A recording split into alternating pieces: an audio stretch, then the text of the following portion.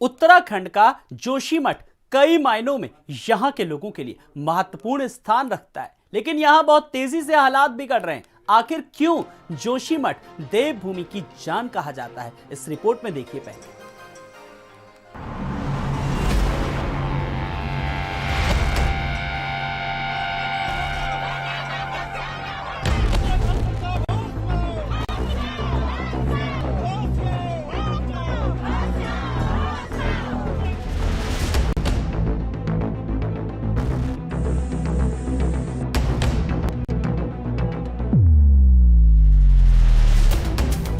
अध्यात्म हो या फिर भौगोलिक, उत्तराखंड का जोशीमठ कई मायनों में यहाँ के लोगों के लिए अहम स्थान रखता है, लेकिन यहाँ के हालात बहुत तेजी से बिगड़ रहे हैं।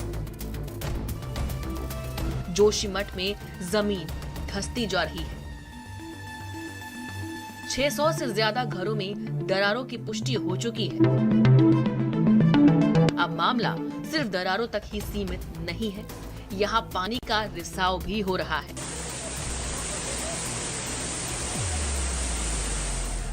लोग घरों को छोड़कर जा रहे हैं। डर है कि कोई हिस्सा कभी भी ढह सकता है। जोशीमठ में लोग रात में खौफ के साए में जीने को मजबूर हैं। कुछ दिनों में यहाँ इतना कुछ हो गया कि लोगों की दिन के चैन और रातों की नींद उड़ गई है और 22,000 आबादी की जान खतरे में है। सीधे तौर पर इसकी वजह को देखें तो पता चलता है कि ये एक मैन मेड डिजास्टर है।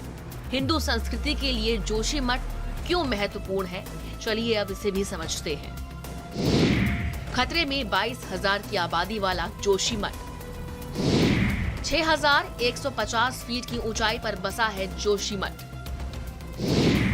ज्योतिर्मठ के नाम से भी जाना जाता है। जोशीमठ आदि शंकराचार्य ने जोशीमठ की स्थापना की थी। धार्मिक महत्व के लिए जाना जाता है जोशीमठ। जोशीमठ में कई प्राचीन मंदिर भी स्थापित हैं। 7वीं से 11वीं सदी तक कत्यूरी वंश के अधीन था जोशीमठ। सिर्फ ऐतिहासिक और आध्यात्मिक के तौर पर ही नहीं, बल्कि भौगोलिक तौर पर भी जोशीमठ का विशेष महत्व है। बद्रीनाथ और हेमकुंड साहिब के दर्शन करने जा रहे हैं तो आपको 6,150 फीट की ऊंचाई पर बने जोशीमठ से होकर गुजरना पड़ेगा।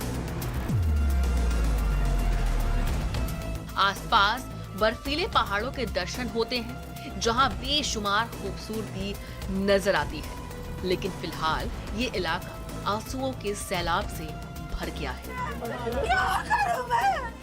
हमारी बात सुनने के लिए राजी नहीं है। वही तो पहले से तो कभी ऐसा नहीं था। जब हम बचपन से थे, अभी 2 साल 1 साल पहले से तो नहीं था। अगर पहले इतना होता था तो हम क्यों बनाते थे? यहाँ के लोग इतना घर, इतने बड़े बड़े घर क्यों बनाते थे? पहले सबके मिट्टी के घर थे, सबने अपने कमाई की तो ये घर बनाए। तो हमारी ये घर 60 सालों से है, एक पल में खत्म हो गया। अभी तो कुछ मदद नहीं मिली सरकार से, कुछ नहीं। रेड मार्क का चिन्ह लगाया और वो कहा कि खाली कर दो। भाई लोग सब साथ ही रहते थे, कभी नहीं ऊपर घर कभी नीचे घर में जाया करते थे। अब आज अचानक से ऐसा हो गया कि हमको घर छोड़ने के लिए बोल रहे हैं। शासन प्रशासन के तो कोई वो नहीं है, सुविधा नहीं है। बस बोल दिया कि चले जाओ, सामान खाली कर दो, कहाँ जाएंगे हम? पहले तो हल्के क्रैक थे, हल्के हल्के थे 1 महीने पहले से। मतलब ये ऐसा नहीं था कि ऐसा हो जाएगा एकदम से। अगर कई बार बता चुके थे कि कोई पूछने वाला है नहीं, सरकार भी ऐसी कोई, सब अपना नेतागिरी करने में लगे हुए यहाँ। जोशीमठ की आपदा अचानक से नहीं आई। 1976 में जोशीमठ पर बढ़ते खतरे पर मिश्रा कमीशन की रिपोर्ट आई थी।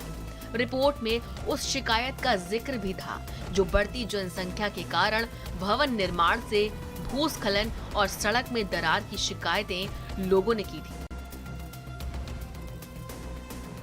रिपोर्ट के मुताबिक जोशीमठ भूस्खलन क्षेत्र में है और ये शहर पहाड़ से टूटे टुकड़ों और मिट्टी के ढेर पर बसा हुआ है। यही वजह है कि इसकी नींव कमजोर है। शायद यही कारण है जो आज जोशीमठ में तबाही की दरारें पड़ रही हैं और ये विनाश की कगार पर आ गया है। स्पेशल रिपोर्ट, भारत समाचार।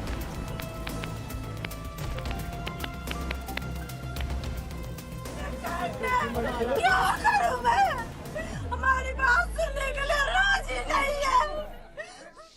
तो जोशीमठ में आई आपदा ने जहां वहां के लोगों के लिए किसी त्रासदी से कम नहीं है, तो वहीं सरकार के लिए उससे निपटना एक